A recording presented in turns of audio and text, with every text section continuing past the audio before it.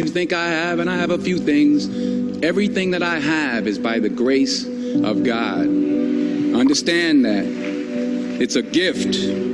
40 years ago, March 27th, 1975, it was 40 years ago, just this past March, I was flunking out of college. I had a 1.7 grade point average. I hope none of you can relate. I had a 1.7 grade point average. I was sitting in my mother's beauty shop. They still call it beauty shops now? What they call it now? Yeah, I was sitting in the beauty parlor.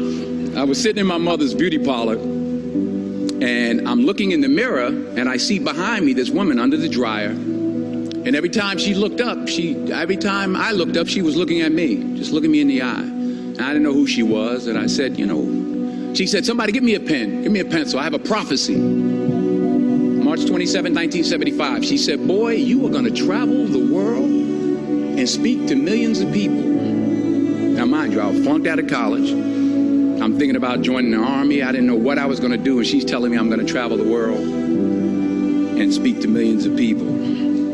Well, I have traveled the world, and I have spoke to millions of people.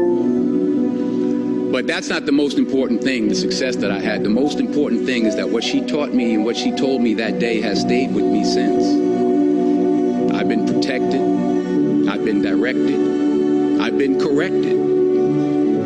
I've kept God in my life, and it's kept me humble. I didn't always stick with him, but he always stuck with me. So stick with him in everything you do. If you think you want to do what you think I've done, then do what I've done and stick with God. Number 2, fail big. That's right. Fail big. Today's the beginning of the rest of your life, and it can be very frightening. It's a new world out there. It's a mean world out there, and you only live once.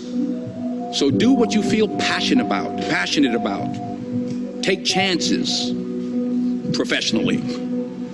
Don't be afraid to fail. There's an old IQ test, was 9 dots, and you had to draw 5 lines with a pencil within these 9 dots without lifting the pencil. The only way to do it was to go outside the box. So don't be afraid to go outside the box. Don't be afraid to think outside the box. Don't be afraid to fail big, to dream big. But remember, dreams without goals are just dreams.